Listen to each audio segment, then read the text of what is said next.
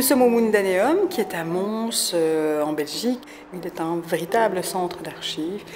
L'idée de développer une solution de répertoire centralisé qu'a défendu le Mundaneum à travers Paul Otlet et Henri Lafontaine, c'est pas tout à fait extraterrestre. Il y a vraiment une demande qui existe à cette époque, en la fin du XIXe siècle. Il y a une demande d'organisation des publications de telle manière à ce qu'on les trouve facilement et qu'on ne perde pas de temps dans la recherche d'informations. L'un des points forts de cette méthodologie, c'est d'être un moteur de recherche. On pouvait faire une recherche par auteur, par titre et par sujet. Et ça, c'était vraiment la première fois que c'était possible de le faire. Donc c'est vrai que quand on dit Google de papier, tout de suite on comprend qu'on a une idée en tête, on a un sujet en tête. On regarde si ce sujet-là est présent et ce qu'il a comme fiche bibliographique dans le répertoire.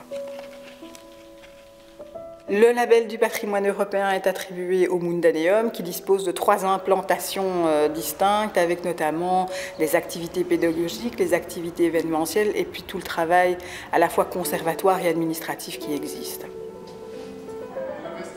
L'espace muséal se structure autour de différents éléments. Parmi ces éléments, on va retrouver bien sûr les fiches bibliographiques, donc le répertoire. Donc on est vraiment happé par cette atmosphère et ce mobilier en chêne qui a été élaboré durant à peu près 40 années.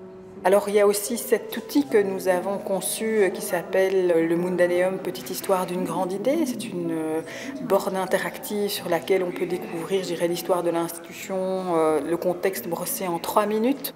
On peut comprendre ce que c'est qu'une fiche bibliographique et de voir à quoi ça correspond. Cette idée de mettre en place une fiche structurée autour de la classification décimale universelle. Et puis après, on peut découvrir le réseau des différents contributeurs. Ce qu'il y a de nouveau dans le travail mis en place par Paul Otlet et Henri Lafontaine, c'est d'imaginer qu'on va pouvoir retrouver les références de livres où que l'on soit. Donc là, c'est un travail qui a de nombreuses difficultés, c'est la barrière de la langue, le fait qu'on puisse retrouver un thème particulier et le fait de pouvoir collecter ces références. Donc ça demande vraiment une coopération internationale très importante. Peu importe le support, pour autant qu'on puisse travailler ensemble par rapport à, je dirais, différentes thématiques, et ce sera toujours quelque chose qui permettra de mieux comprendre l'autre, puisqu'à la base, c'était travailler sur la culture pour favoriser la paix. J'invite les différentes personnes qui ne connaissent pas le Mundaneum à venir sur place pour comprendre quelle a été l'utopie de certains hommes de construire un monde nouveau autour d'idées difficiles à leur époque. C'était de créer une autre société et de voir comment finalement ils ont essayé de le faire. Et je pense que porter la voix de ceux qui ont voulu défendre un projet de société original, ça me semble important.